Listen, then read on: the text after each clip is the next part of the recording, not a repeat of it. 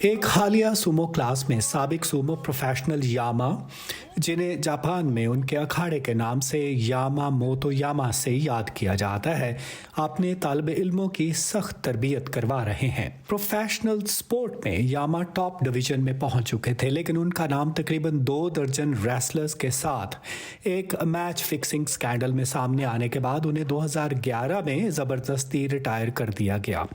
چنانچہ وہ ایک نئی زندگی کے لیے امریکہ آ گئے۔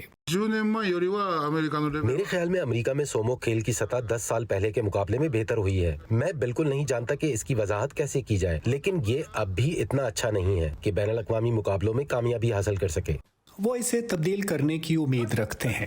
سومو کھیلنے والے شوقیہ مردوں کے ساتھ ساتھ خواتین بھی اس جانب متوجہ ہو رہی ہیں۔ ظاہر لگتا نہیں، لیکن یہ یقینی طور پر زیادہ تھکا دینے والا ہے۔ آپ اس میں جاتے ہیں جو 5 سیکنڈ کی طرح محسوس ہوتا ہے، لیکن آپ اپنے جسم کا ہر پٹھا استعمال کرتے ہیں۔ ان کے لیے جو تکنیک بہترین ہے وہ میرے لیے کام نہیں کرے گی، لہٰذا آپ کی ساخت آپ کی طاقت پر منحصر ہے۔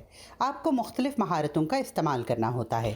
اپنے عروج پر یاما کا وزن 270 کلو گرام سے زیادہ تھا، جو اب تک کا سب سے بھاری جاپانی نژاد سومو پہلوان تھا۔ بین الاقوامی سطح پر صرف روس سے تعلق رکھنے والے اورارا اور امریکی ریاست ہوائی سے تعلق رکھنے والے کونیشیکی ان سے آگے تھے۔ شوقیہ سومو میں وزن کے مختلف درجے ہوتے ہیں۔ اچھی بات یہ ہے کہ اس شوقیہ سومو میں وزن کی قید نہیں، لہٰذا اگر آپ چھوٹے ہیں تو آپ کو ڈیوڈ بمقابلہ گولیت کے مقابلے جیسے منظر کا موقع بھی مل سکتا ہے، اور آپ کسی ایسے شخص کو ہرا سکتے ہیں جو بہت بڑا ہو۔ یاما کا کہنا ہے کہ مہارت سب سے اہم ہے۔